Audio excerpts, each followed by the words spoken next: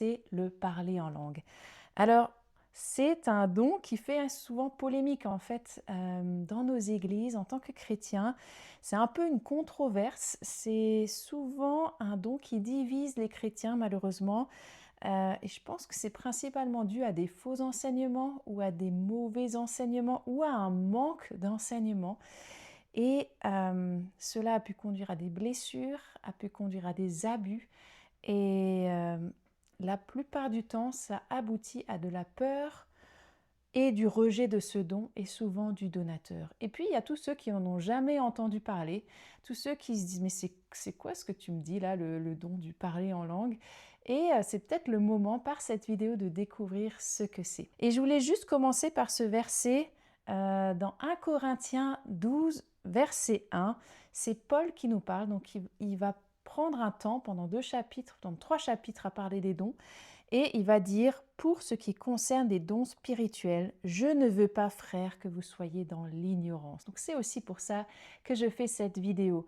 Parce qu'il y a une ignorance au sujet de ce don. Et j'aimerais vous partager ce que déjà moi j'ai vécu, mon témoignage personnel au sujet du parler en langue. Puis après, on va rentrer dans la Bible, voir ce que la Bible nous en dit.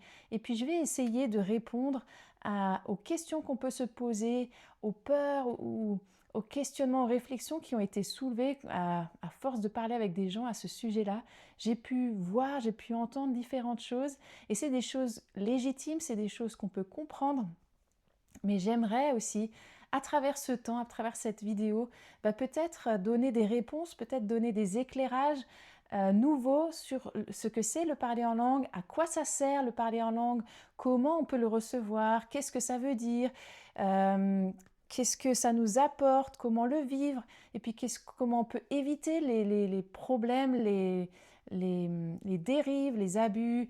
Voilà, donc je vais essayer par cette vidéo, là où j'en suis maintenant, avec ce que je sais, de vous apporter cela. Et puis je vous encourage toujours, quoi que ce soit comme vidéo que je vous partage, de toujours chercher par vous-même, d'aller à la Bible, d'aller dans la parole, de relire les versets, de demander à Dieu qu'il vous montre, qu'il vous inspire,